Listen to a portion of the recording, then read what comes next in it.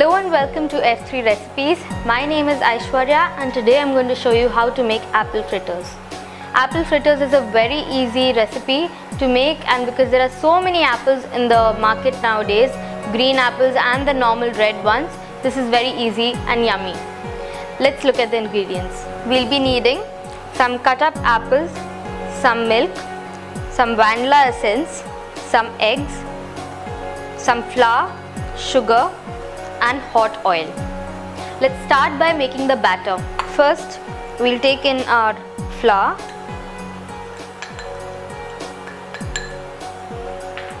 Ideally, you can use the cake flour, the self-rising one, but I'm just using the normal one. Some sugar,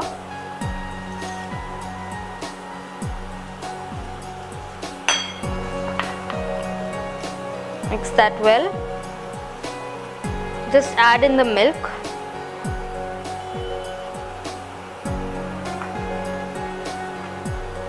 and the eggs.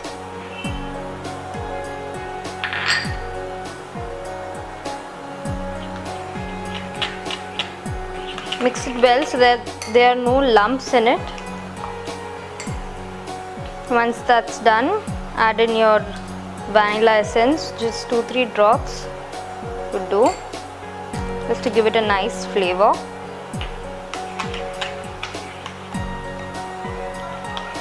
If you want this to be really nice and fluffy, just add in some baking soda or baking powder.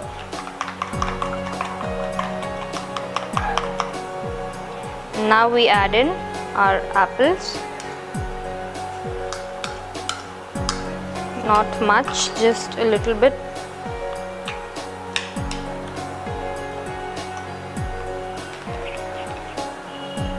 Now that my oil is nice and hot, we are going to directly plunge the batter into the hot oil. Be careful when you do this.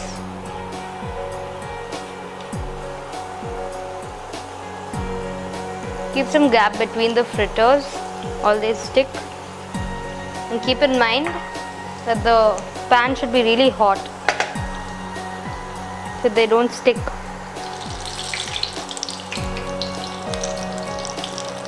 Now that our fritters are nice and golden, I'm going to take them all out, strain the oil. Don't want any excess oil in there. And just in case, I've kept some tissues on the plate. Soak all the oil in.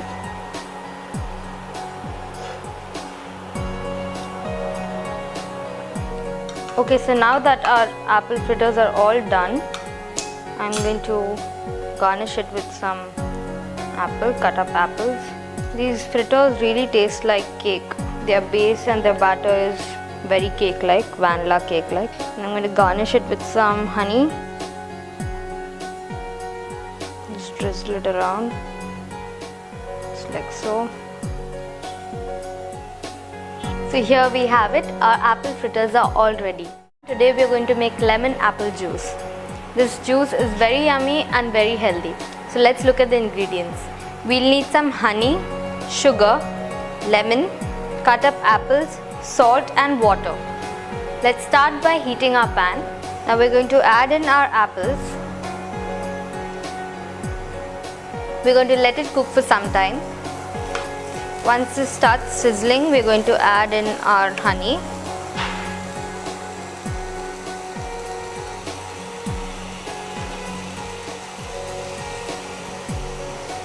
Once the apples are nicely glazed with the honey, we're going to reduce the flame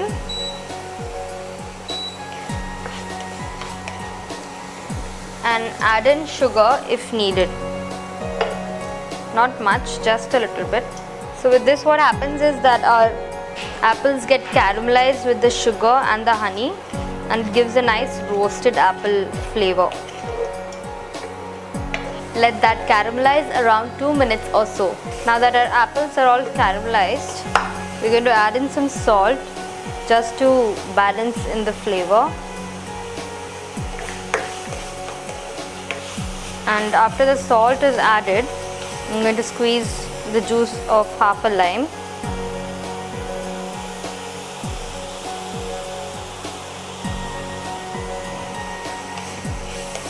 Once the lime is in, it gives a really nice aroma. And once that's done, we're going to add in our water.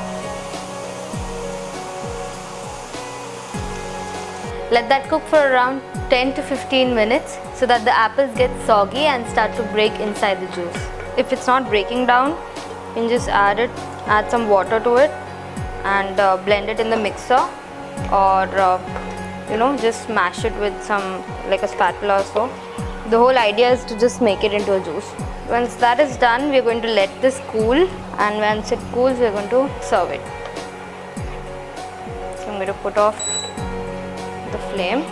If you want to speed the procedure, just add in some ice cubes so that it comes really cold rather than having a hot juice. This juice is now ready, and it's okay if the ice cubes are more, because after all this is just a juice and you have to cool it down. It's more like a squash, so once the juice goes in, it's going to melt the ice. So here we have it. Our lime apple juice is all ready. Today we are going to be making cheesy mushroom chicken. This recipe is very easy. Now let's look at the ingredients. We'll need some mushrooms, some baby corns, some grated cheese, chili flakes, pepper, salt, some seasoning, that's some garlic powder, some oil and chicken. We'll start by heating our pan and heating our oil. We're going to add in around 3 tablespoons of oil and let that heat till it's nice and hot. Now that our oil is hot, we're going to add in our mushrooms, baby corns. I'm going to saute it for around 2 to 3 minutes.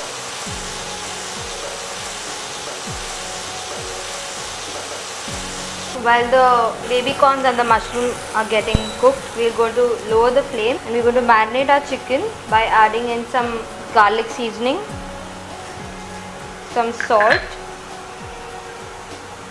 pepper and chili flakes. Mix it so that the chicken is evenly covered.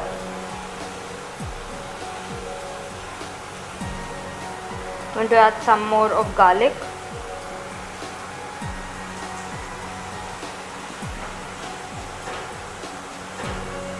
So by now our baby corns and the mushrooms are done. Now just add 1 more spoon of oil to help the chicken cook. Slowly add in the chicken.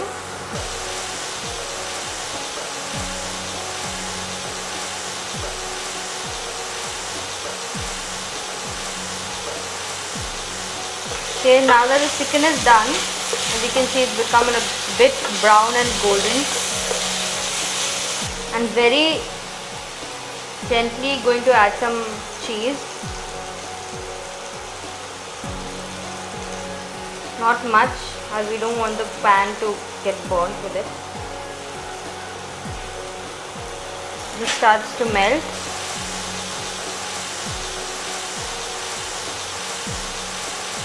I'm going to put it into this bowl.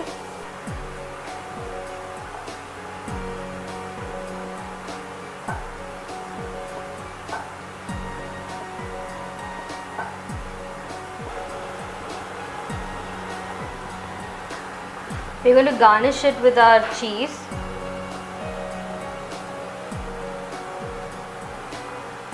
Put a generous amount of cheese on top.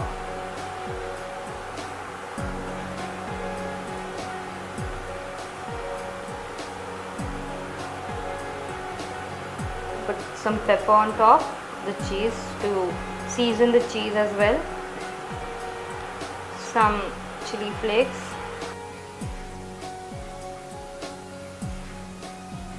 And a bit of the garlic seasoning which we use to marinate the chicken. So here we have it, our cheesy mushroom chicken is all ready. Do try this at home. Today we are going to make chicken mayo sandwiches. I am Aishwarya and I am going to show you this amazing recipe which is full of proteins and something which kids love. Let's look at the ingredients. We need some boneless chicken, garlic mayonnaise, butter, pepper, green chilies, finely chopped onions, cooking oil, coriander leaves, cheese slice and some bread. So now we are going to fry our chicken breast. I've kept the pan to get heated up now. As soon as it's hot, I'm going to add some cooking vegetable oil.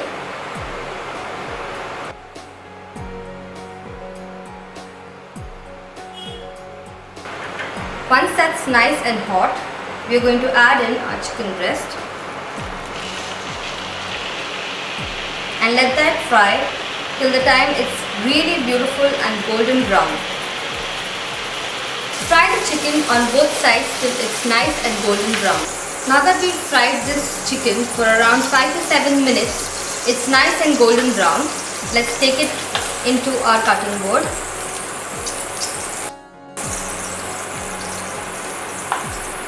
And carefully shred the chicken. It's either your choice to make them chunky or if you want them to be like really shredded pieces.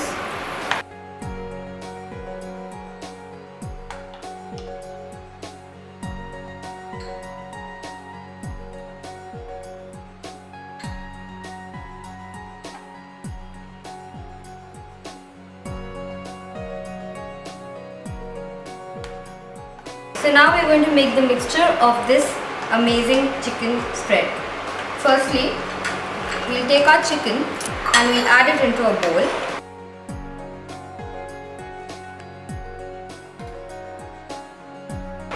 And then I'm going to take some garlic mayonnaise, mix it together well so that all the chicken pieces are evenly covered. Now for some flavor, we're going to add some onions. Just some finely chopped onions. And if you want to take this to another level, you can add some green chilies.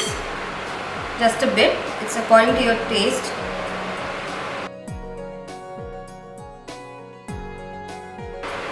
Now we're going to add our pepper.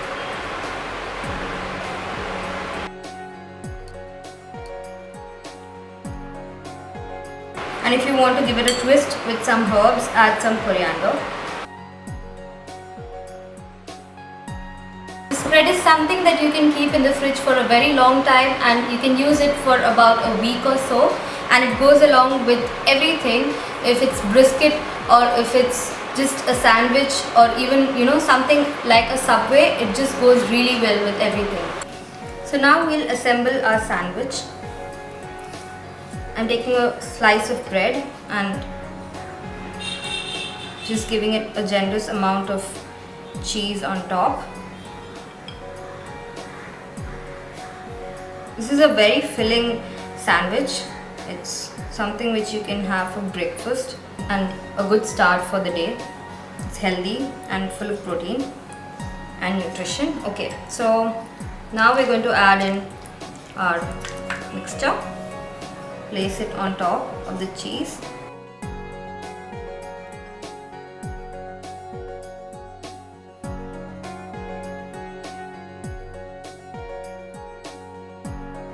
If you want, you can put another layer of cheese on top just to make it a little more filling. Kids usually love cheese, so it's something that they'll really like, and because it has chicken, it's something that they will really love to eat.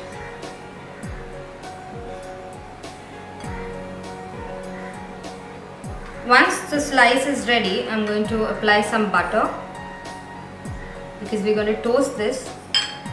And if you don't have a toaster, you can either pan fry it or toast it on the pan. That'll do too. Just be careful of the filling inside.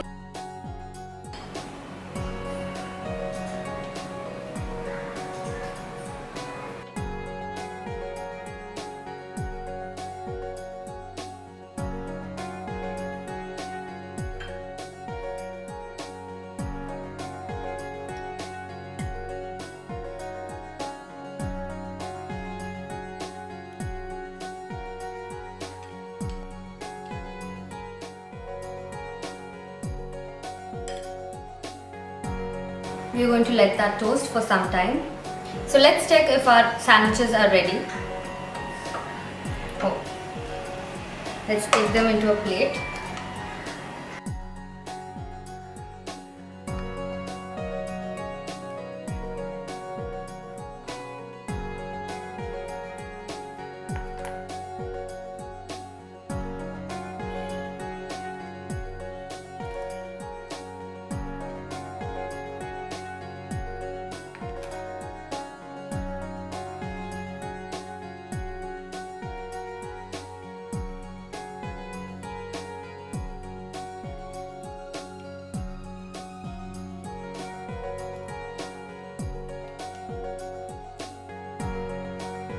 So here you go, your chicken mayo sandwiches are ready. Do try it at home. Today I'm going to show you how to make chocolate fudge. This is an easy and yet very yummy chocolate dish, which is just, has a very less amount of ingredients. So let's look at them. We need some condensed milk, some compound chocolate and just some butter. We're going to start by keeping a pan on the stove, adding our condensed milk in.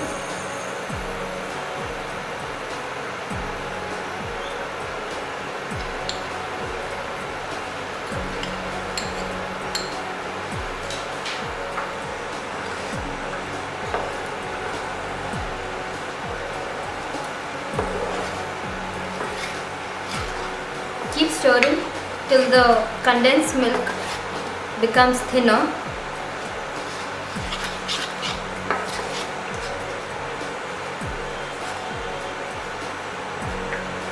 And now add equal parts of chocolate.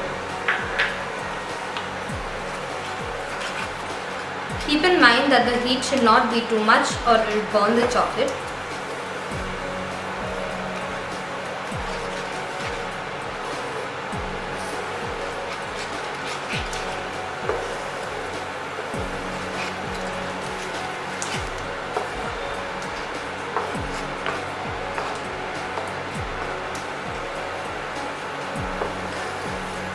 Now we'll add in some dry fruits to make this fudge a little more rich.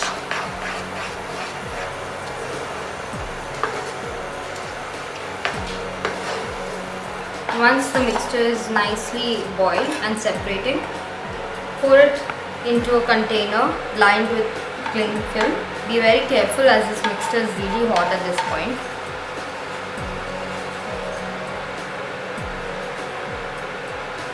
Keep this mixture outside for around 30 minutes at room temperature and let it cool down, and then keep it in the fridge for around an hour. Now that it's been an hour, we're going to take out our chocolate fudge.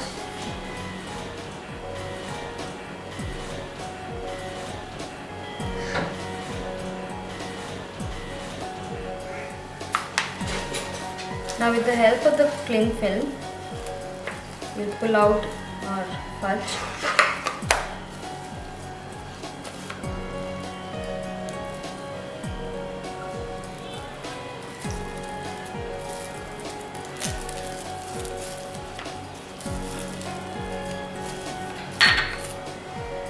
And cut them into pieces.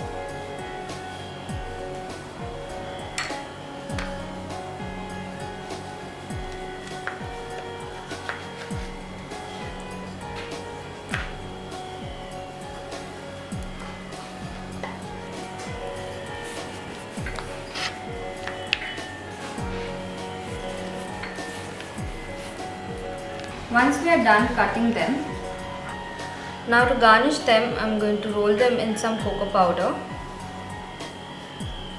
So what this does is, all the extra sweetness goes into the bitter cocoa and it balances it well and also makes it look very yummy.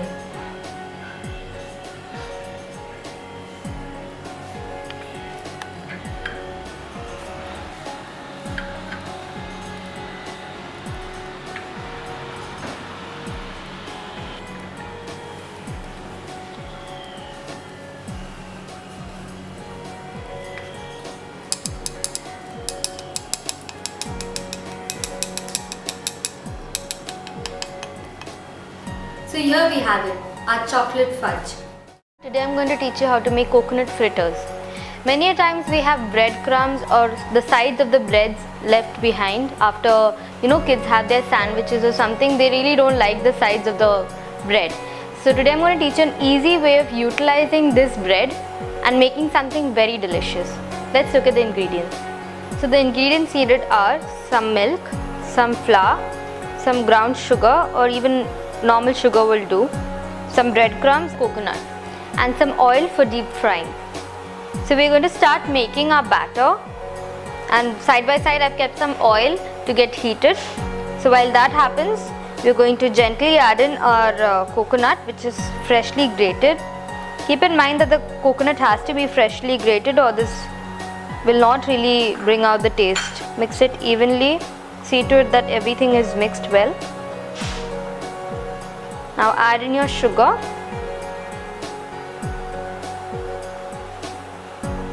Add in some milk. This is a quick and easy snack which goes really well with tea and looks really pretty once it's done. Mix it till the time the whole batter is nice and moist, not too watery. We don't want it to be watery. Now add some flour in to bind everything inside and mix it evenly so there are no lumps. You wouldn't want any lumps in your mouth when you're eating this because it's very unappetizing. Take care when you're making the batter. This might get a bit messy, but you'll have to use your hands to get this done properly. Once the batter is done, if you keep these two in the middle of your hand, it will hold the shape that you give it. Our oil is getting nice and hot now. I'm going to make this into small little balls and fry them. See to it that the oil is really hot, otherwise our fritters will consume too much of oil and we don't want that. Once you add in your fritters, just lower the gas so that it doesn't burn and keep gaps between the fritters. I'm going to gently toss this. This doesn't take much time to get cooked. It's an easy procedure and it's quick and fast and fuss free.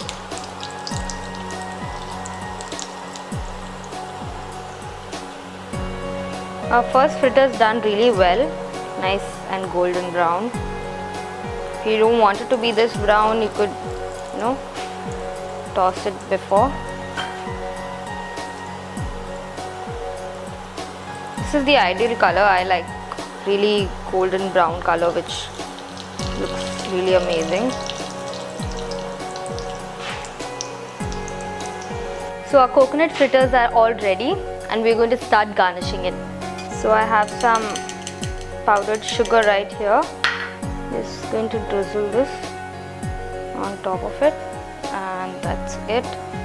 And if you want to add it, make it a little more coconutty, add some leftover coconut on top.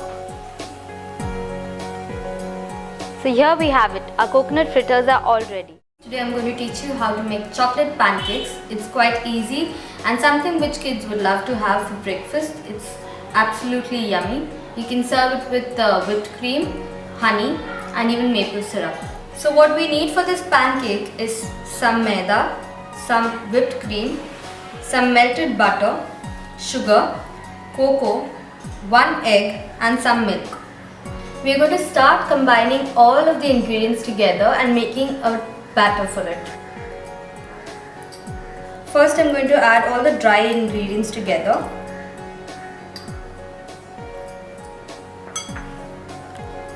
Now I'll add some cocoa. Mix it well.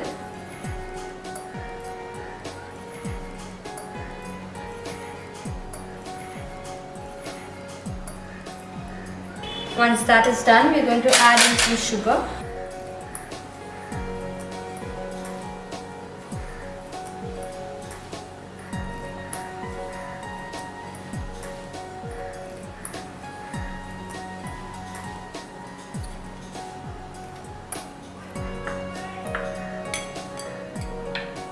Our egg,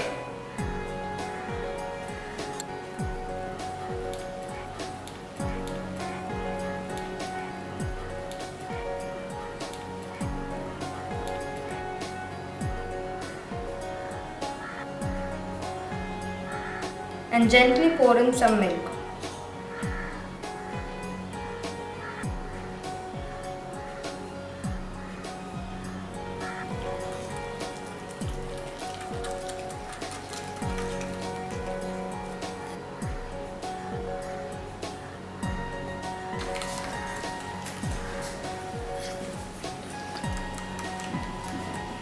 Add in some butter.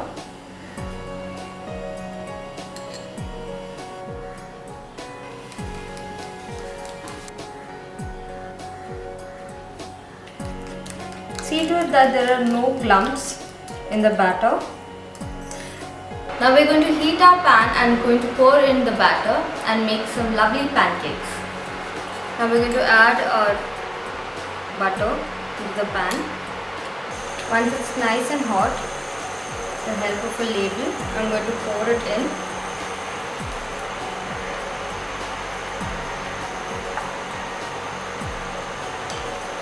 And let it cook till you see small bubbles coming on top of it.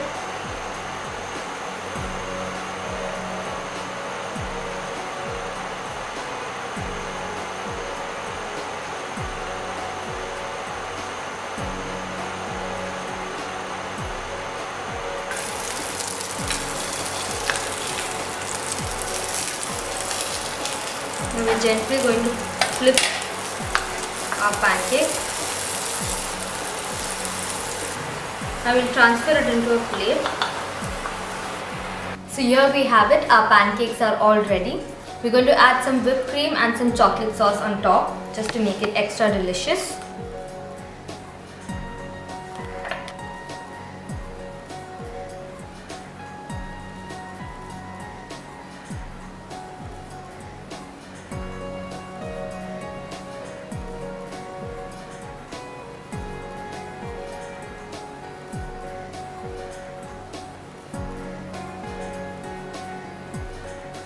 So here we have it, our pancakes are all ready. Today I'm going to teach you how to make chocolate vanilla mousse. These are two mousses which we are going to combine together, and we are going to make this just with a very few amount of ingredients. Let's look at them. So here I have my vanilla whipped cream, which is just some whipped cream to which I've added a little bit of vanilla essence, some chocolate sauce or melted chocolate will do, and some whipped cream. Now what we're going to do is we're going to add in our chocolate sauce into our whipped cream, and we're going to mix that.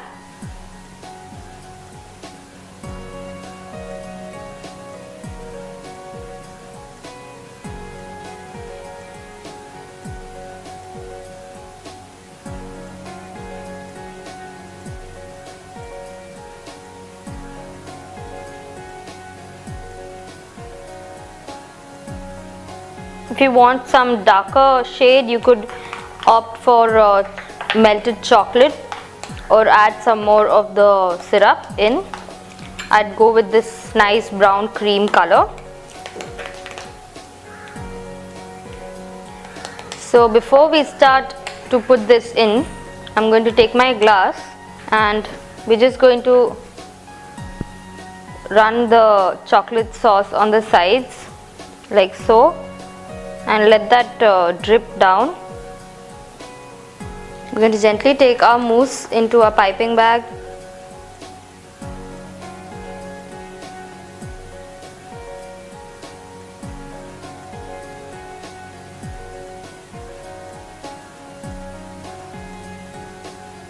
I have two piping bags today because we have two mousses, different kinds of vanilla whipped cream and chocolate mousse. So in one I'm going to mix my whipped cream, and in one I'm going to add my chocolate mousse.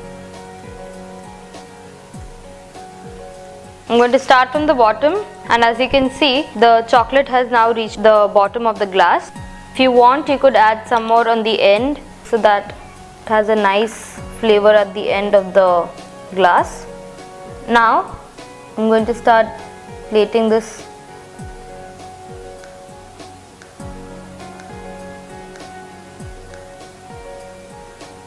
After one layer is done, add the second layer of whipped cream on top like so.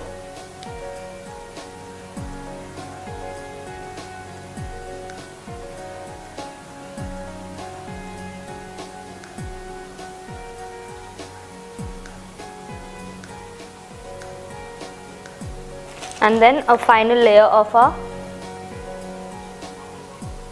whipped cream on top.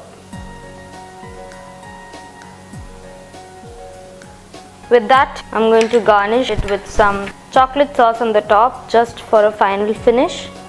Just drizzle it on top of your chocolate mousse and the vanilla whipped cream, just like so.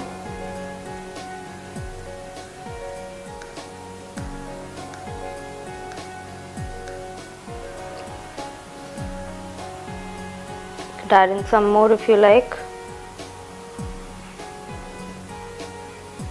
So here we have it, our chocolate vanilla mousse is all ready. Today I'm going to show you how to make chocolate mousse. This is probably the easiest recipe you'll ever come across with the most minimal ingredients. Let's look at them. All we'll be needing is some chocolate, dark chocolate that is, which I will melt in the microwave, some whipped cream and just some chocolate shavings for garnishing. Now we're going to melt the chocolate in the microwave oven for around 1 minute.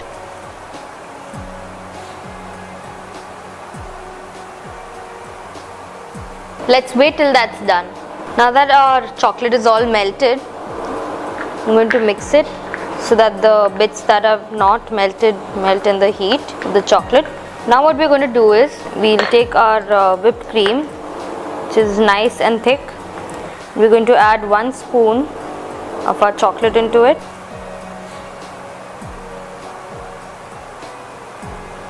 As the chocolate is added into the whipped cream, you will notice that it starts to get a little thicker.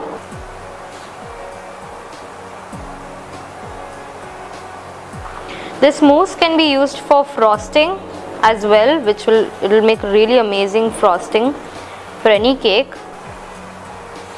That's it. Our mousse is all ready. Put it into a piping cone.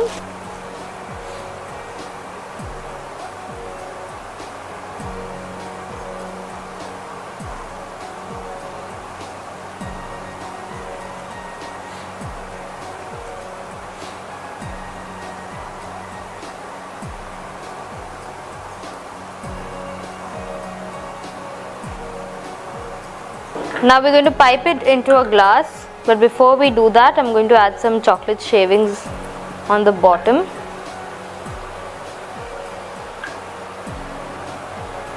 So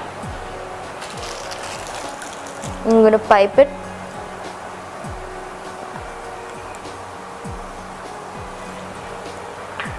Put another layer of the chocolate.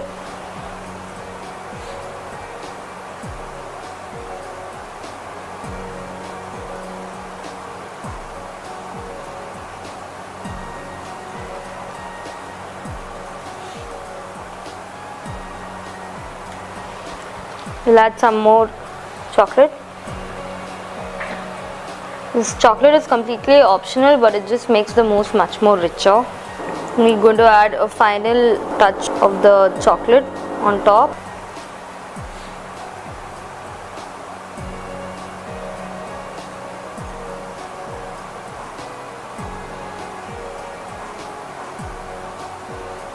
Now we're going to garnish it with some chocolate sauce.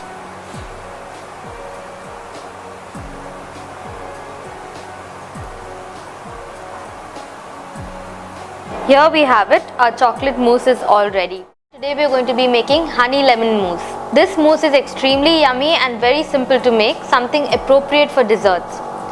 Your guests will love it, and so now let's look at the ingredients. We'll need some whipped cream powder. If you don't have any whipped cream powder, you could use some whipped cream which is available in the supermarkets, some honey, some lemon, cold water and a bowl.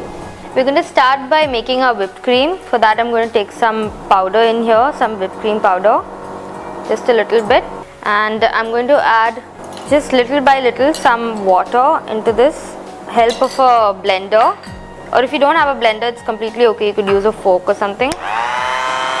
We're going to mix this.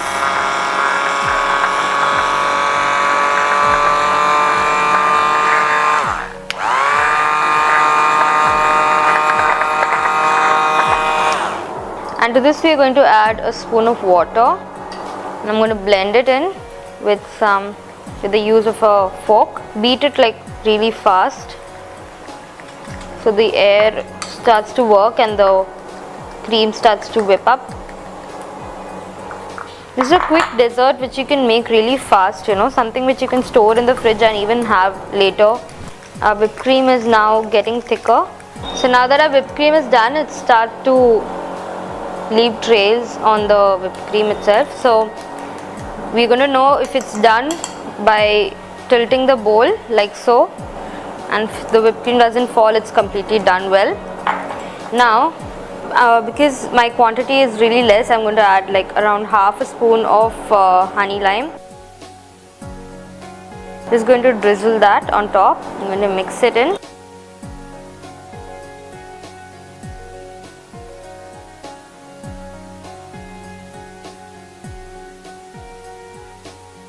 Once that is done, I'm going to take my lime. I'm going to cut that and squeeze lemon into it. Not a lot, we don't want this to be really sour. Whip the whipped cream really fast so that everything blends in. That's it, our whipped cream and our mousse is now done.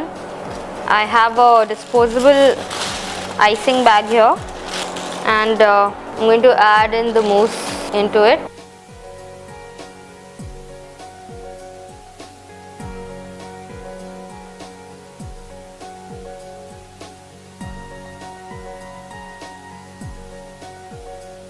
So once our mousse is into the piping bag, we are going to take our shot glass and we are gently going to fill it.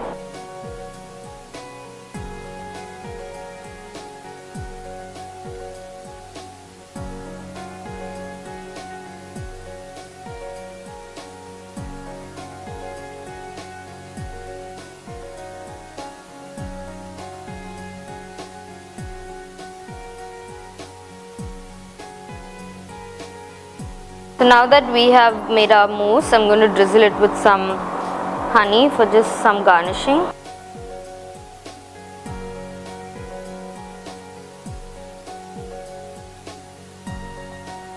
Once that's done, we're going to garnish it with one lime. That's it. Our honey lemon mousse is all ready. Today I'm going to be teaching you how to make garlic bread. Garlic bread is something which everyone really loves and everyone enjoys it. Something that is very common in nowadays fast food, you know. It's a very easy recipe. Now let's look at the ingredients. We'll be needing some chili flakes, some minced garlic, butter, oregano and bread. First we'll take some soft butter, put it into a bowl, add some minced garlic into that and nicely mash this together. You could melt the butter, but I would recommend that you keep this soft butter. It's easier to apply on the bread. And the bread, I have cut it with a cookie cutter into shapes. If you want, you could keep the regular size. This is just if you want to make the presentation a little more better. Mix that well and see to it that all the butter is mixed well with the garlic.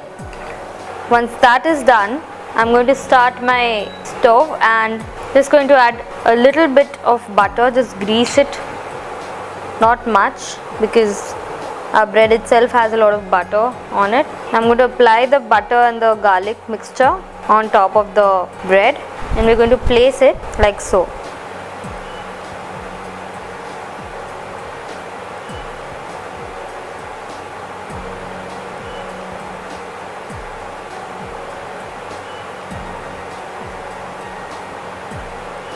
Add some oregano, some chili flakes,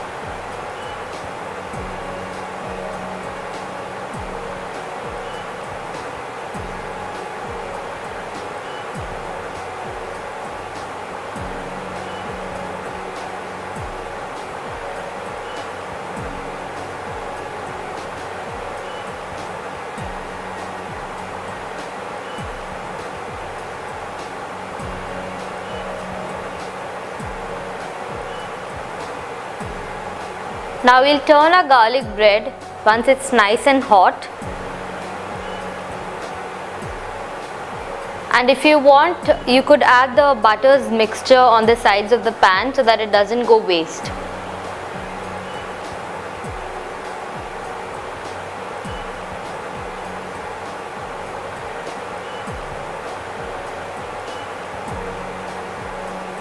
Now we'll take our garlic bread from the pan into our serving plate.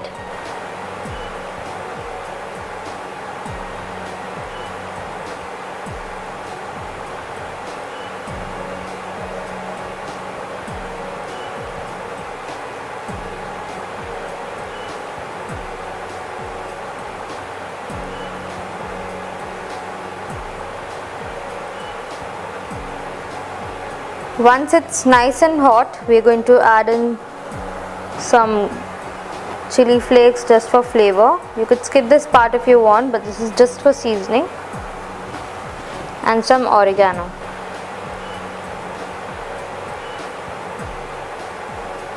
So here we have it, our garlic bread is all ready. Today I'm going to teach you how to make hot chocolate, something that kids absolutely love, and as December is close by, it's an appropriate dish. Let's look at the ingredients, shall we? So the ingredients for today's drink are cocoa powder, instant coffee powder, some chocolate, whipped cream and some whole milk. The coffee powder is something which gives a great punch to the chocolate and makes it much more chocolatier. So I would opt for some coffee powder, or if you don't have any, it's completely okay because it's just optional. Now that the milk has come to a boil, we are gently going to pour it.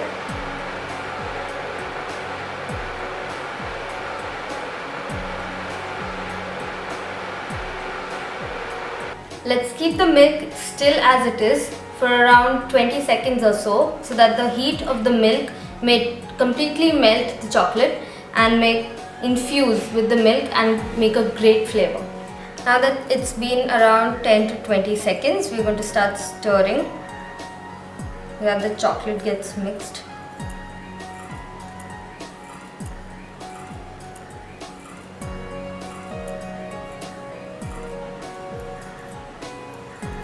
So now we'll pour our hot chocolate into the glass.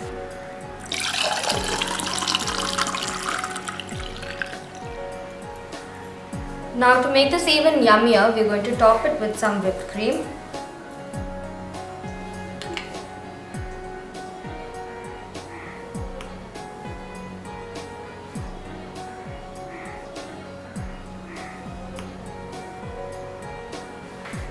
And sprinkle some cocoa over it.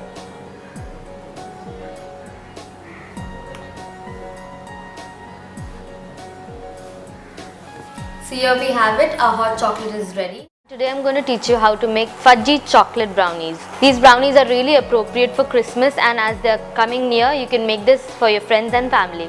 Let's look at the ingredients. For this recipe, we'll be needing some sugar, baking soda, baking powder, some cocoa powder, 1 tablespoon vanilla essence, 150 grams of butter, 250 grams of chocolate, 2 eggs, 1 cup of milk and 180 grams of maida or all-purpose flour. We're first going to start by heating our water. I have a double boiler here. If you don't have one, just keep one utensil on top of the other. Just see to it that the water doesn't boil and come into the bowl, as it will completely mess up the chocolate.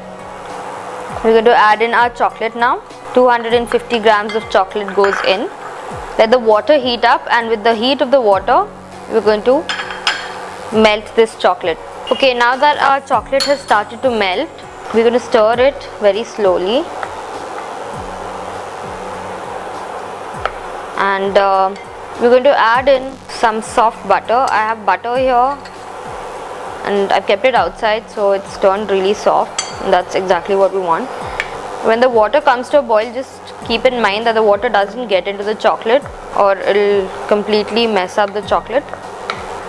Grease the butter on the tray like so.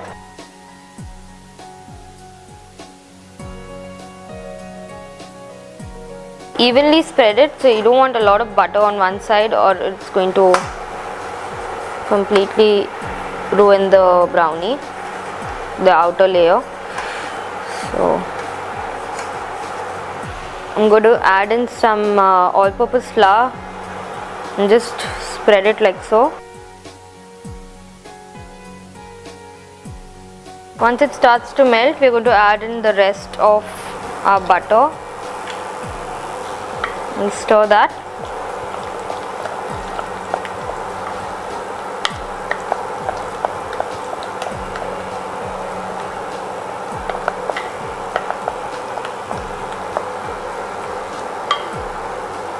We have it.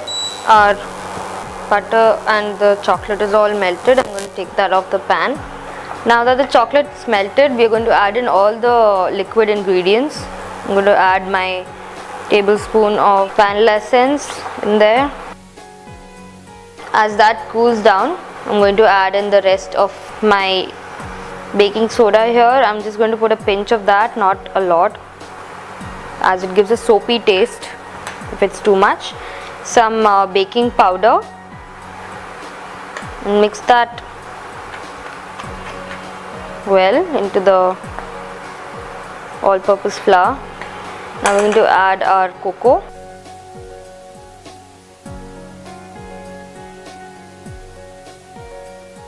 You could add in some coffee powder to bring out a little more of flavor in this. Okay, so we're going to mix that well. Once that is mixed, either you could add in your sugar into the bowl, or I prefer adding it into the hot chocolate because as it's hot it will melt faster. So here we have it, our chocolate and our sugar, powdered sugar. You could use a regular one, but powdered gets melted faster. So just see to it that there are no lumps when you're mixing it. Once this is mixed, we're going to add in our milk. Just about 1 cup. I'm not going to put the whole thing. It's according to how thick the batter is at the moment. So now that our chocolate, sugar and everything is mixed in, I'm going to add my 2 eggs in. For this I'll be using a blender.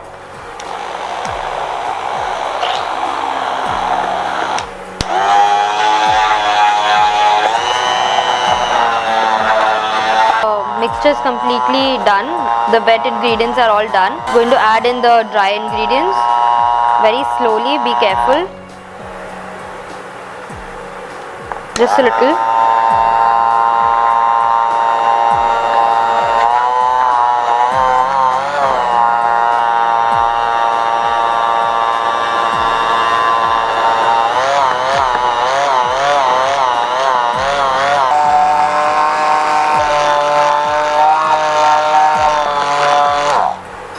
We're going to add in all the ingredients on the side as well, as we don't want that to go waste.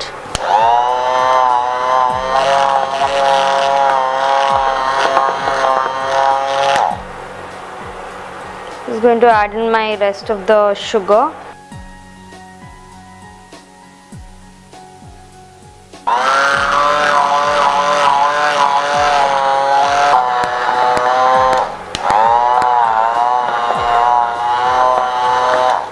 That's it, our batter is all ready now. Okay, I have lined my baking tray with some butter paper so that it doesn't stick, just in case. And now I'm going to pour in my batter.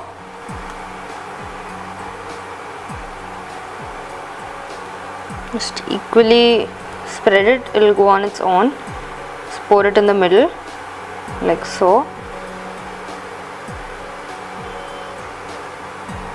Your batter should be as thick as this. It should leave trails on the batter like so. Like you can see how it goes. That's how thick your batter should be. Now that my brownies batter is all ready and in my baking tray, we are going to bake it for around 35 minutes on 180 degrees Celsius.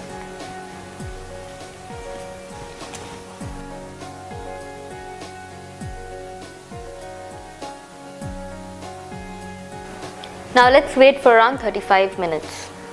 Now that our 35 minutes are done, we are going to check on the brownie.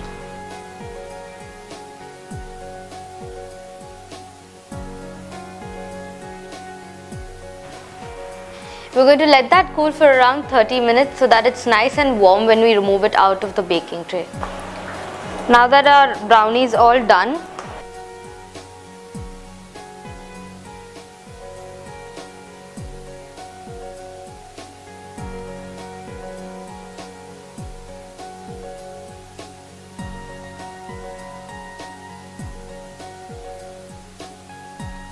Spread some chocolate all around.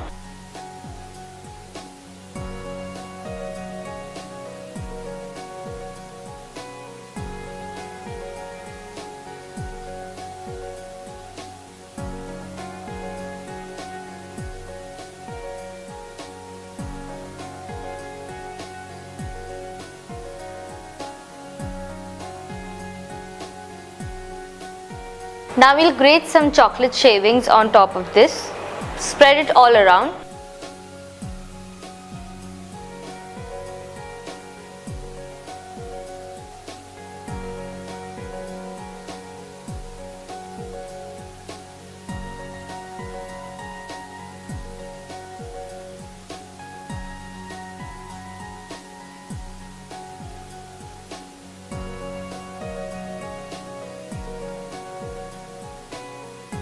And now pour some chocolate sauce on it.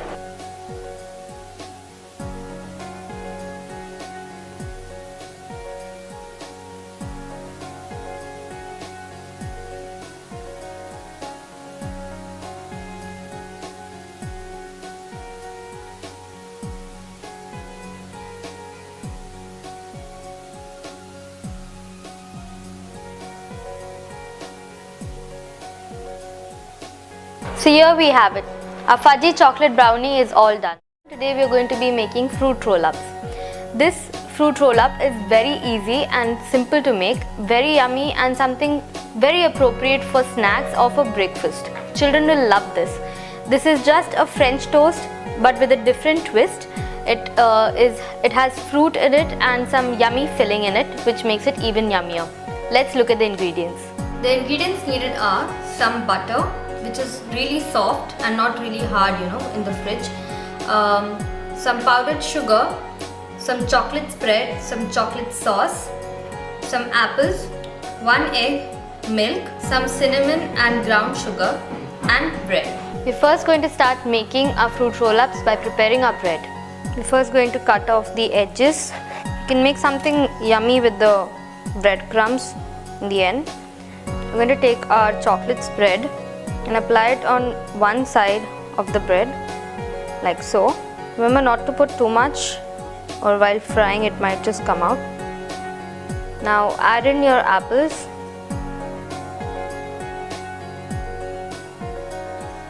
And gently roll them in like so. Once this is done, I'm going to take a bowl.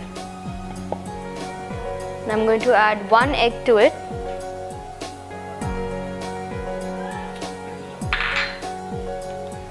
And just some milk.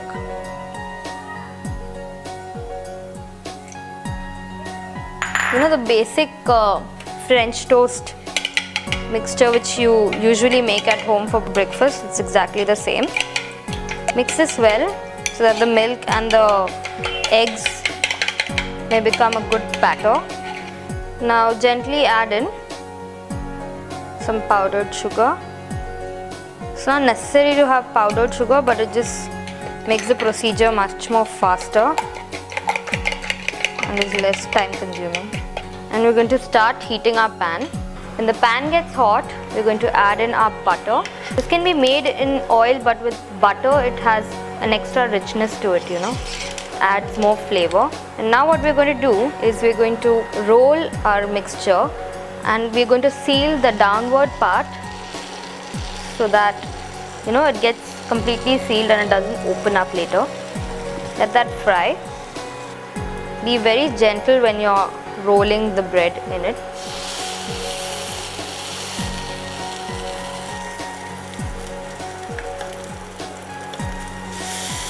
See how nice and golden it's become? That's exactly the color we want. Be a little careful when you're rolling this. And fry it from all sides evenly. That's one fruit roll up that's ready. Let it cool before you roll it in the cinnamon and sugar mixture. That's nice and brown. It's very important that the edges are well cooked or it's just going to come out. So my fruit roll ups are all ready. We're going to take it and roll it in our cinnamon and sugar coating. just for little presentation. This is optional, completely optional. If you want, you can do this. If you don't want, it's completely okay. But the cinnamon gives it, a spicy flavor. This can make a really yummy, Christmas morning breakfast. And we're going to pour some chocolate sauce on the top. If you don't have chocolate sauce, it's completely okay. This is just for presentation. I'm going to pour in our chocolate sauce.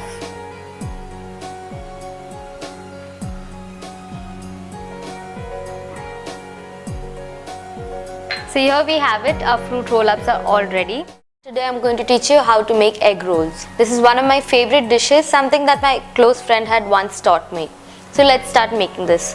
We'll need some chili flakes, some mixed vegetables. I have some onion, capsicums and carrots, some oregano, some oil, pepper, salt and 2 eggs. We'll start making the omelette by preparing the batter. I'm going to start by breaking 2 eggs in a bowl.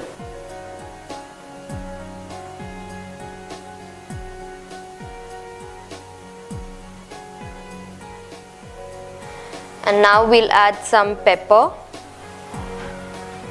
some salt, some chili flakes and some oregano. Mix it.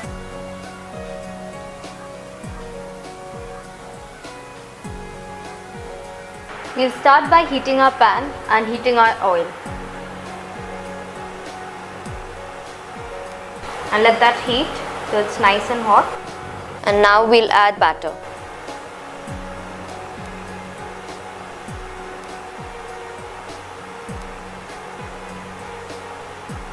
And now we'll add some vegetables. I have some onion, capsicums and carrots.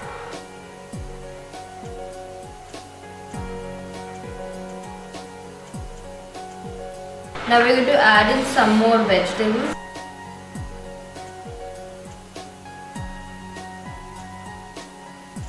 Instead of vegetables, you can add anything you want.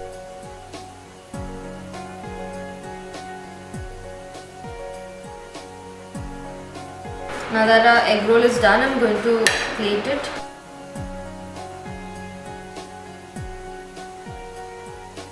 Now we're going to cut the omelette.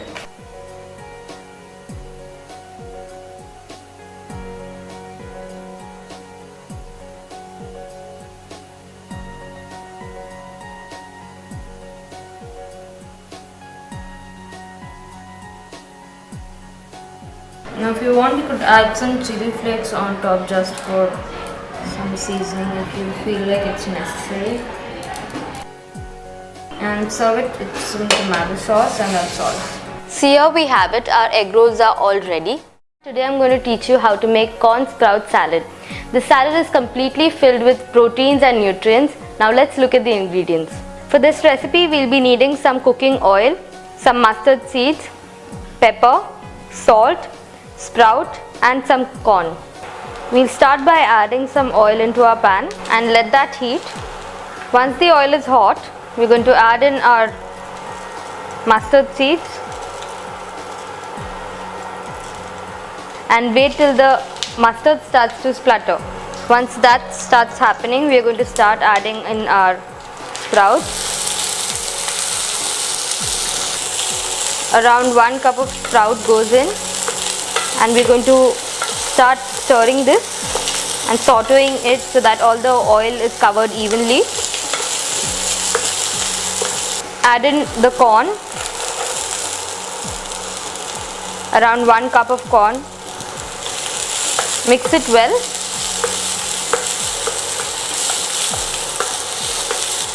At this point you could add in chili flakes, parsley or something, anything you like. But I'm just going to add in some pepper as I want this a little plain.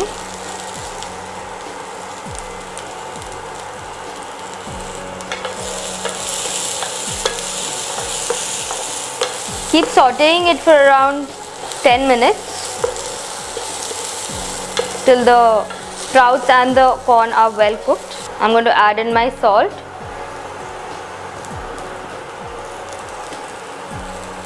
I'm going to stir that for around 2 to 3 minutes more, and that's it. Our salad is all done. Now we're going to put our salad into the plate.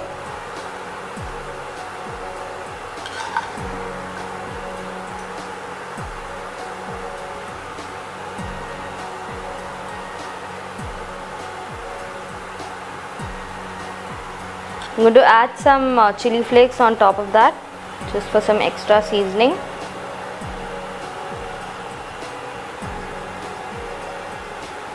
And here we have it.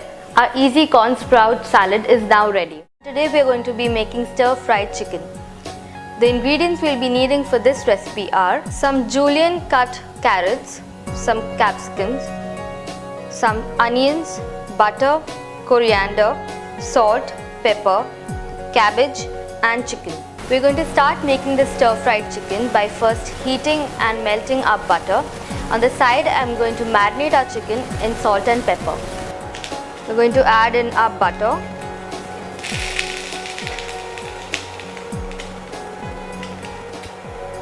And here we have our boneless chicken. Not going to add much salt because when we fry the vegetables, we'll be adding in salt, and we don't want it to get too salty because the butter as well has some salt in it. Some pepper.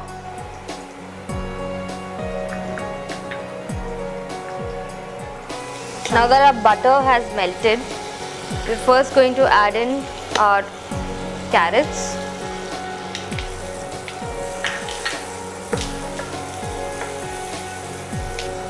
Then our capsicums,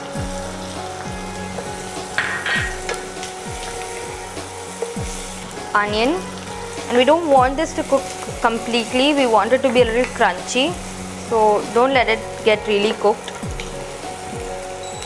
Now we'll add in some salt, not much because the chicken itself has some salt in it. Some pepper.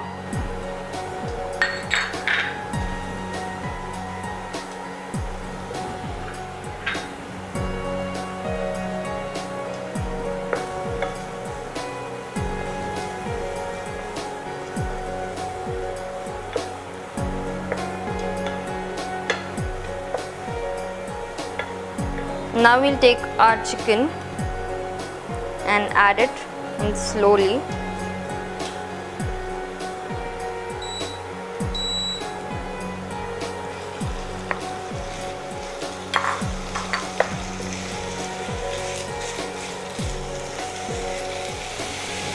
Once we add the chicken and it gives out water, we're going to add in our cabbage for some extra crunch.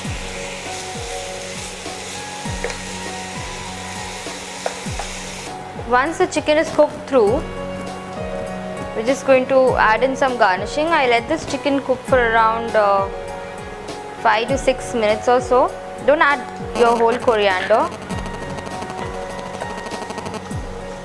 as we'll be needing to garnish it when we are plating this dish. Instead of the whole coriander, you could actually put some parsley in, and some chili flakes, as I told you earlier, thyme or rosemary. It will just enhance the flavor of the dish. And now we are going to plate it.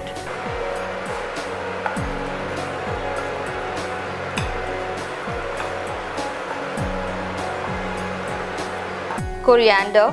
I want to keep it really plain, but this is a very good side dish for any dinner or lunch, and it's also kind of like a salad. So here we have it. Our stir-fried chicken is all ready. Today we are going to be making spicy chicken pizza.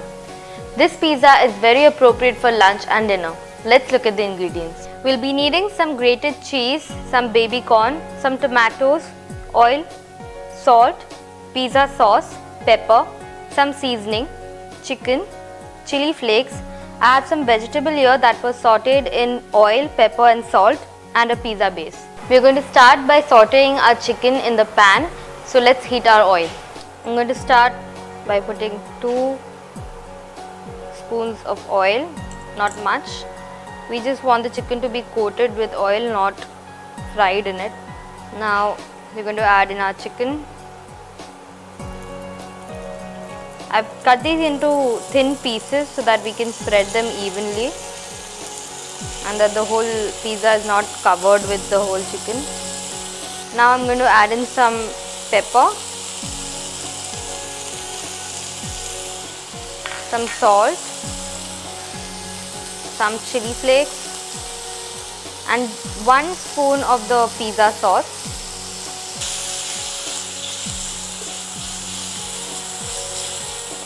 I'm going to fry this.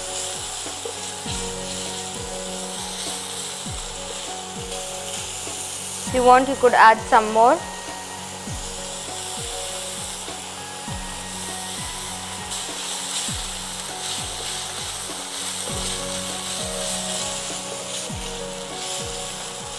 Let that fry for around 30 seconds and then we'll take them off the pan.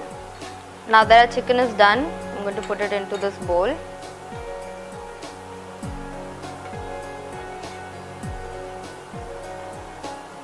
Okay, now we're going to assemble our pizza. I'm going to take this grill and place my base on it. Apply a generous amount of sauce on top.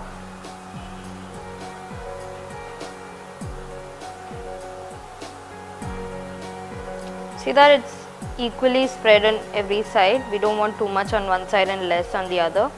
Okay, now we're going to add in our cheese.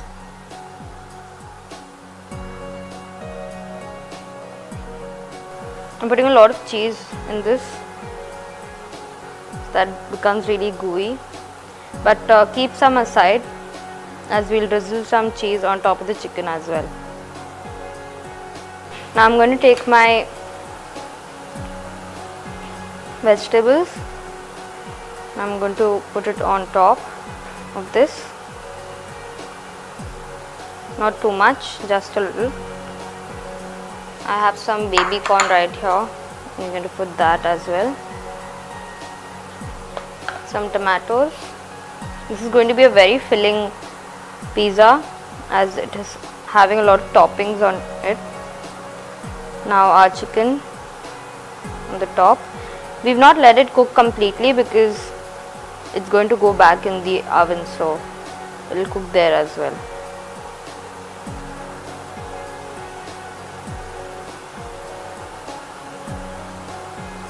Now, as I said earlier, drizzle some more cheese on top of all this, so it's a little more yummy. And if you feel that the spiciness is too much, this will decrease it. And that's all. Our pizza is now ready to go into the oven for about 7 minutes.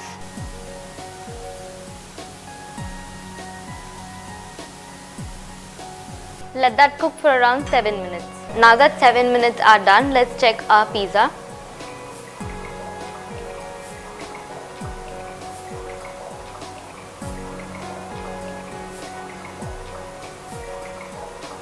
Our pizza is done. The cheese has melted. I'm just going to transfer this into our cutting board. So now to season this, we're going to take some chili flakes, as the name says it all. We're going to make it spicy.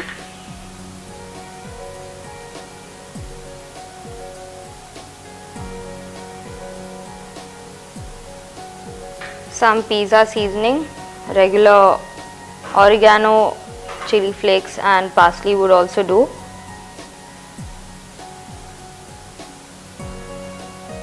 So here we have it, a spicy chicken pizza is all ready. Today I am going to show you how to make pepper mushroom. This is a very spicy and yummy dish, something which goes well for a side dish as well. Let's look at the ingredients. We'll be needing some mushrooms, some chili flakes, salt, oil and some pepper. We're going to start by heating our pan.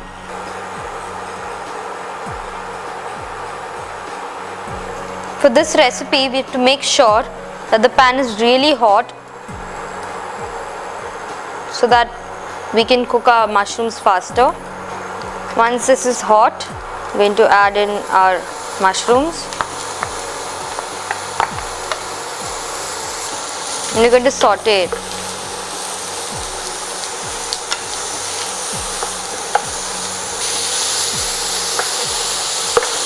Once the mushrooms start cooking, we're going to add in our salt.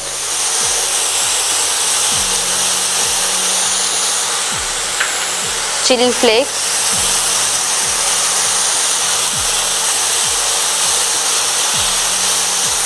and some pepper.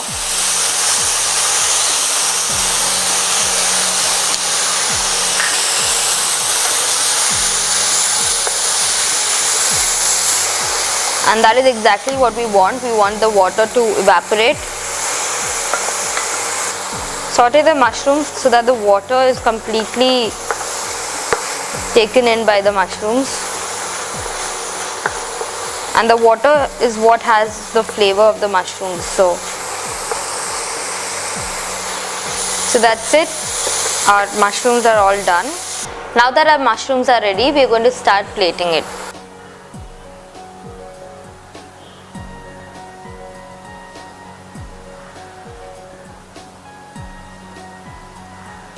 We're going to garnish our pepper mushrooms now.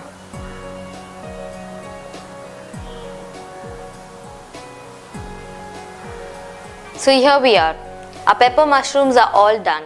Today I'm going to teach you how to make mushroom scrambled eggs. These are really yummy scrambled eggs which are very simple to make. Let's look at the ingredients. For this recipe we'll be needing some mushrooms, cut up onions, 2 eggs, pepper, butter, chili flakes and salt. So we'll start by heating up our pan and adding in some butter.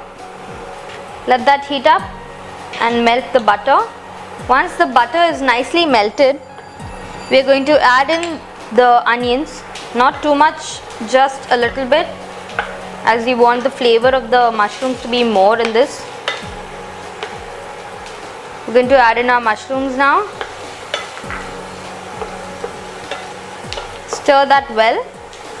Once the mushrooms start to cook, it starts to leave its water and it shrinks in size. So even if you add too much of mushrooms, it's completely okay. It's going to anyway shrink and make a nice sauce. I'm going to put in some chili flakes, some salt and some pepper.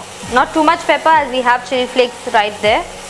Now that the water started to escape, we are going to quickly put in our eggs. But before we put in the eggs, I'm going to beat it nicely.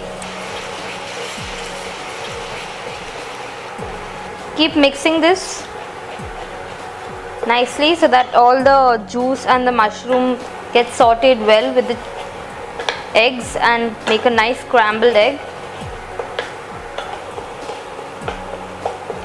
Keep mixing this. And if you feel like, you could add some more pepper in the end. Not too much, just a bit. Give it a final saute. Now plate our scrambled eggs. Now you could top it off with some cheese, grated cheese on the top. Just put it in the microwave for some time so that the cheese melts. And after we plate this, we're going to garnish it with some chili flakes.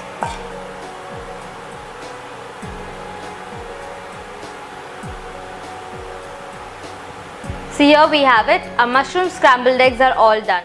Today I'm going to show you how to make mint mushroom rice. This fried rice is filled with flavor and is easy and simple to make. So let's look at the ingredients. So for this fried rice we'll be needing some cooked rice, butter, black pepper powder, salt, a mixture of garlic, butter and mint and some mushrooms. We're going to start making this fried rice by adding our mixture into a hot pan like so.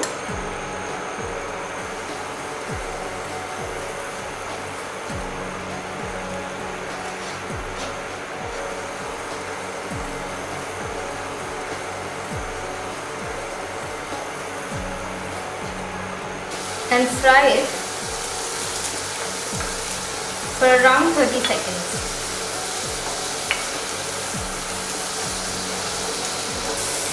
Now we're going to add in our mushrooms.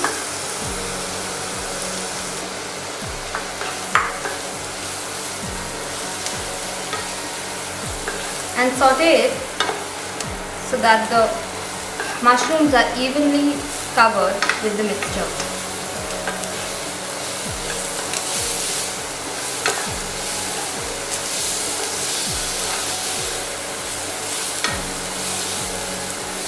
Leave the mushrooms as they are for about 2 minutes until the water from the mushroom evaporates.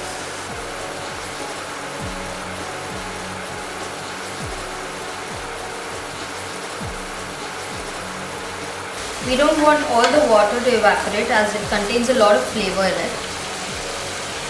So we'll quickly add in our salt and a hint of black pepper.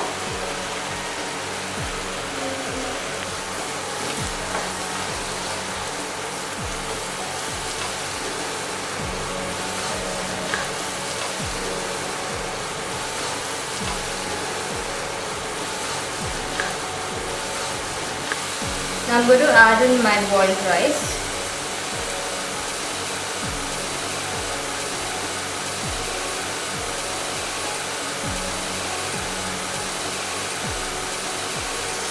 Saute this till the rice is completely and evenly covered in the gravy.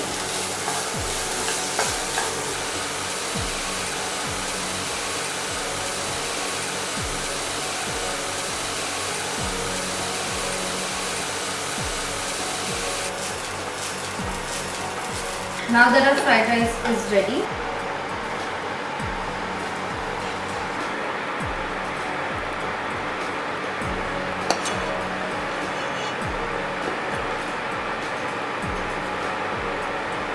so here we have it, a mint mushroom fried rice. Today I will be showing you how to make kiwi mousse. This is a very simple dessert and we are going to start making it. Let's look at the ingredients. All we will be needing for this is some kiwi crush and some whipped cream. We are going to start by adding our crush into the whipped cream. Now if suppose your crush is too sweet, you could add some lime just to balance it out, because the whipped cream already has a lot of sweetness in it. I'll get too much of sweetness if you add something very sweet to it. So keep mixing it. Just add some more of the crush in. It's okay if you can't see any color, because the crush will give it a lot of flavor within. If you would like to enhance the color, you could add some some of the food colorings which you get in the market nowadays. But we're just going to keep it this way. And now we're going to pipe it into our glass. So first, before I pipe it, I want some of the crush on the bottom.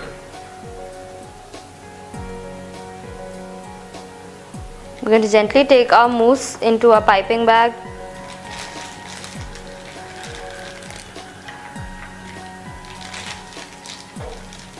Push it down gently, and we're going to start piping it in.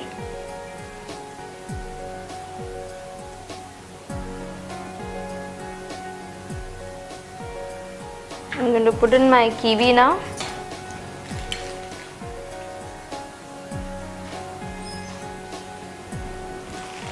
And then again our mousse goes in.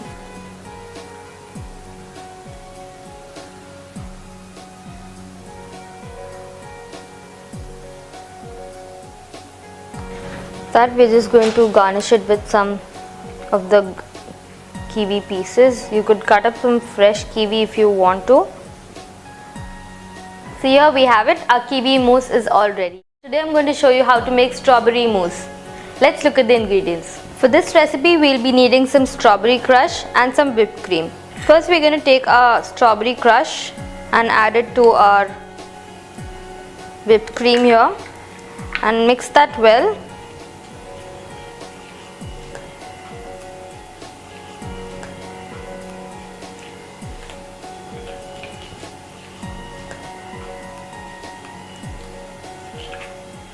After that we are going to put it into our piping cone.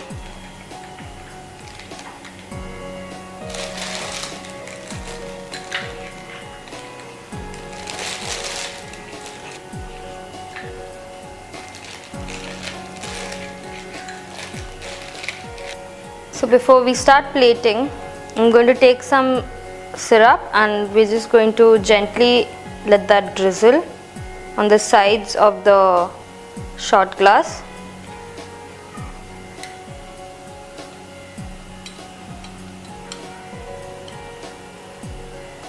And as it goes down, it will settle on the base. Now we're going to pipe our mousse into this.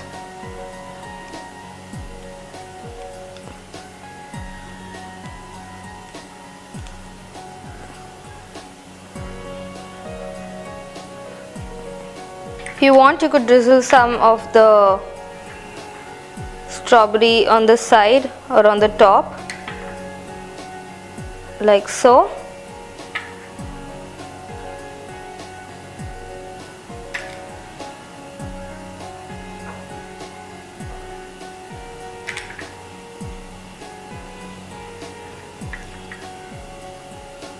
So here we have it, our strawberry mousse is all ready. Today I'm going to teach you how to make vegetarian delight pizza. So we're going to need to look at the ingredients. They're quite simple, you'll get it everywhere in the market nowadays. Let's look at them. We'll need some capsicum, some cut up baby corns, some tomatoes, seedless. I've removed all the seeds so that they don't wet the base. Some onions, some carrot, salt, mushrooms, some pizza mix, pepper, cheese, some pizza sauce for the base, oil and a pizza base. We'll start by sauteing our vegetables first in some hot oil so that they are not raw. I'm going to start by putting oil, onions, capsicums, some carrots, pepper, salt. Not too much salt, as the pizza base itself will have some salt in it, and the cheese as well. I'm going to put it into this bowl.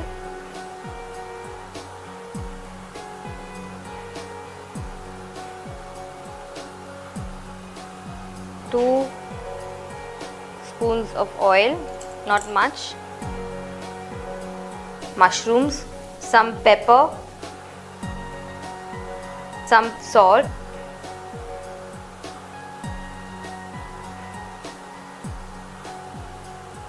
I'm going to put it into this bowl. Okay, now we're going to assemble our pizza. I'm going to take this grill and place my base on it. Apply a generous amount of sauce on top.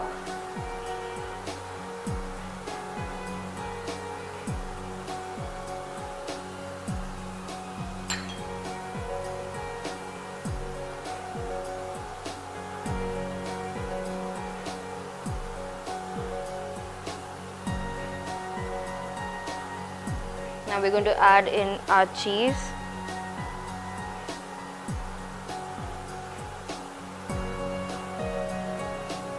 I'm putting a lot of cheese in this so that it becomes really gooey.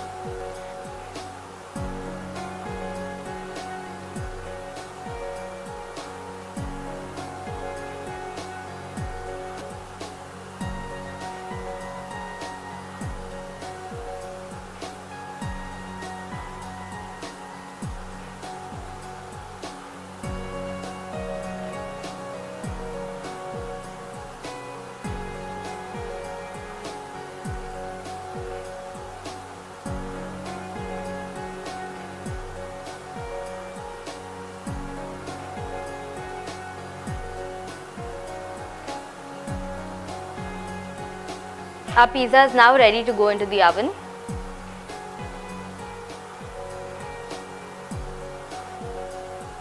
So now that our 5 minutes are done, we're going to check on the pizza and see if it's all ready.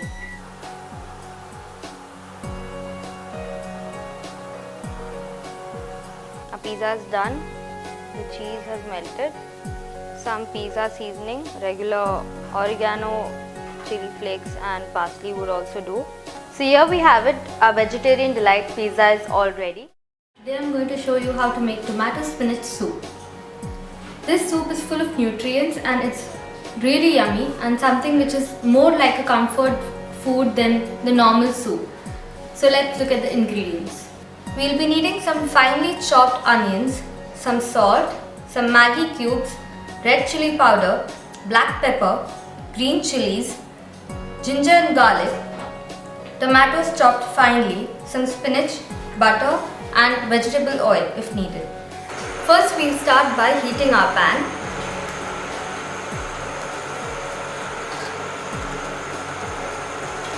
And we'll add in our butter. If in case you do not want to use butter, you can use vegetable cooking oil. The butter just gives it a little much more better flavor.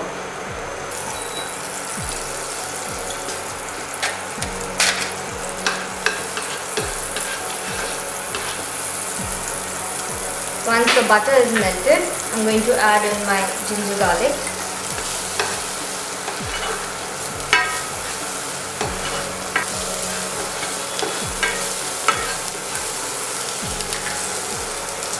Then we'll add in our finely chopped onions.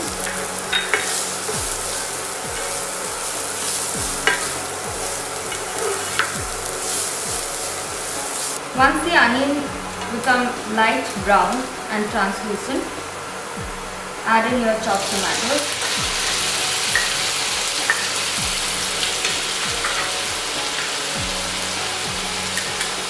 And a few green chilies.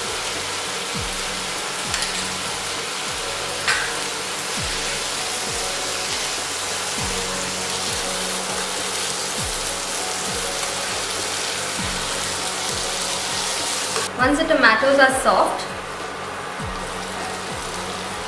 add in your black pepper,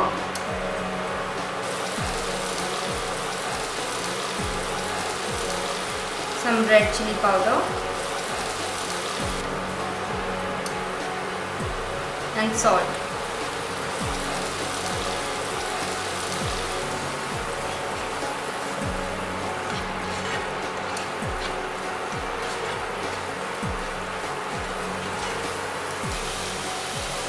Now gently add in some Maggi cubes. Now break the Maggi cube into powder and add it evenly into the mixture. If you do not have Maggi cube, you can either use vegetable stock, which does the same.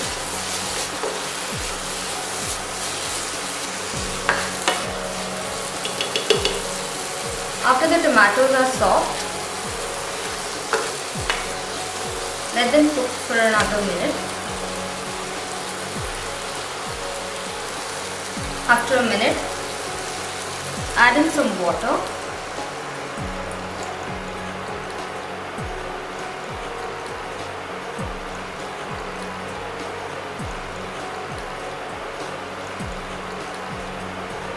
Once the soup comes to a boil, we are going to add in our roughly chopped spinach.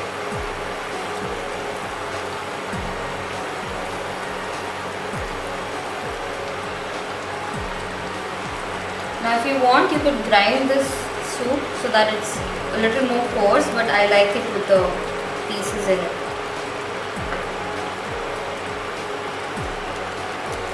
Boil it for half a minute and then serve it in a bowl. Now that our soup has come to a boil, we're going to pour it into our bowl.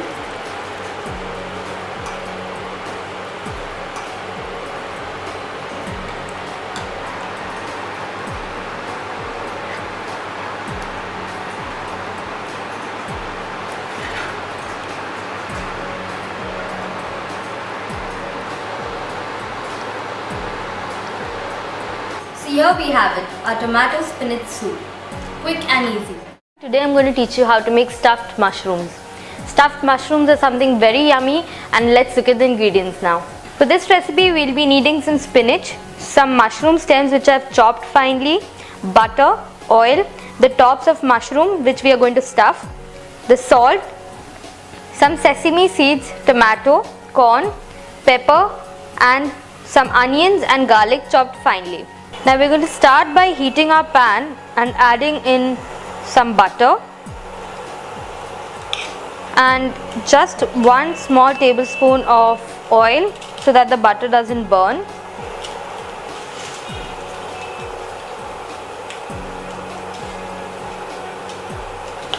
Once it's nicely melted, we're going to add in our onions and our garlic and saute it till it's nice and translucent. Once the onions start to get a little softer, we're going to add in our salt. Now when we add in the salt, what the onion does is it gives out its flavors and makes the gravy much more yummier. This gravy that we are making is what we're going to stuff into the mushroom. Now that my onions are nice and translucent, I'm going to add in some pepper.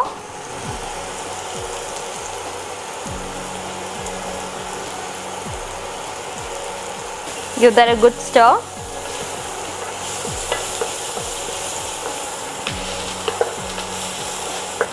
Once that is done, we are going to add in our mushroom stems and our sweet corn.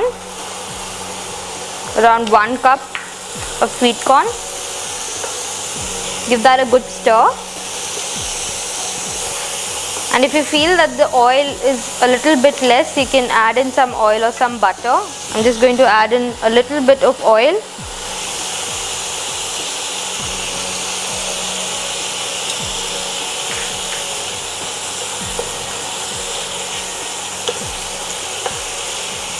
Once the mushroom starts giving out its water, we are going to add in the tomatoes.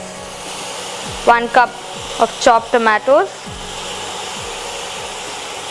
Let that sit for around 5 minutes till the tomatoes get nice and soft and saucy, because that's what's going to be the filling. Once the tomatoes are cooked, I'm just going to season it with a little bit of chili flakes. Now the chili flakes are completely optional. This is just to add a little bit more of seasoning into this base. We are gently going to add in our spinach. Stir that softly and take care that it doesn't fall off. The spinach completely changes the flavor of the base and gives it another taste and a look. It makes it prettier. Keep mixing them properly so that the flavors are well mixed together and it has a great taste. So we're just going to heat this in the warmth of the pan. Once it's nicely sauteed, now I'm going to transfer it into a bowl.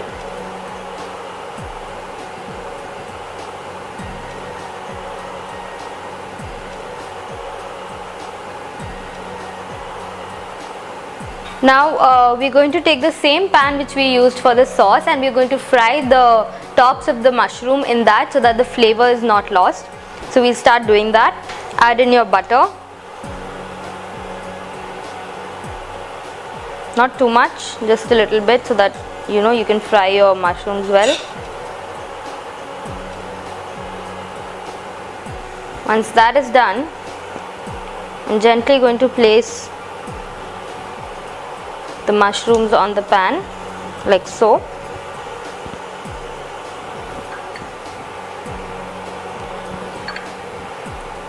Do this at a very low flame because you don't want the top of the mushroom to get burnt. Let it get toasted for around 2 minutes. Now that our mushrooms have been sitting for around 5 minutes, I'm going to turn these. It's supposed to be brown on the top, not too brown, just a little golden brown. The mushrooms will start giving out their water.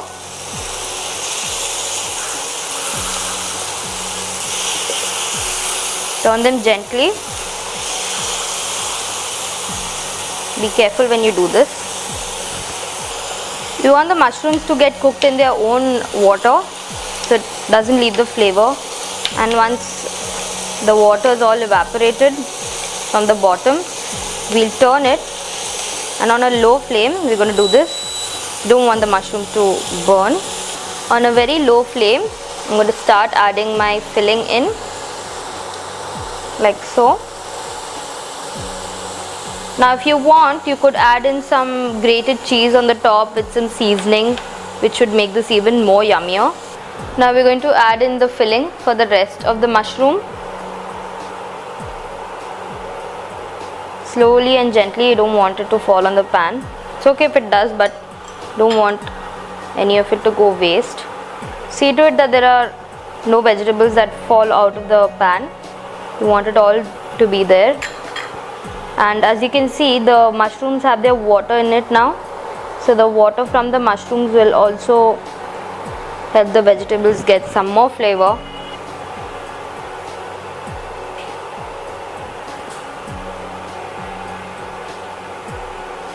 Now I'm going to let this fry and let the mushrooms absorb of the water and cook in that for some time.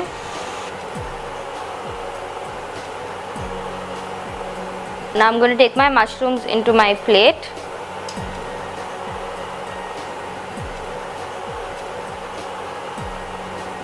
Be very careful when you do this, as you don't want the stuffing to fall out or it's just too much work.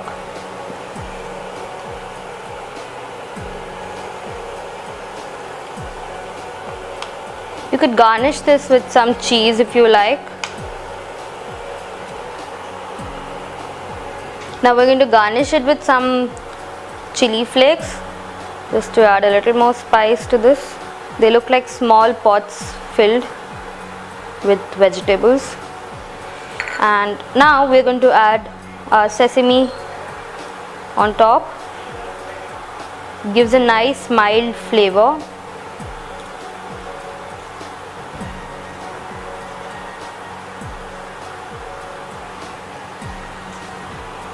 And that's all. Our stuffed mushrooms are all ready. Do try this at home. It'll make a great starters and your guests will love it. Don't forget to subscribe to this channel, like, comment and share this video. Thank you.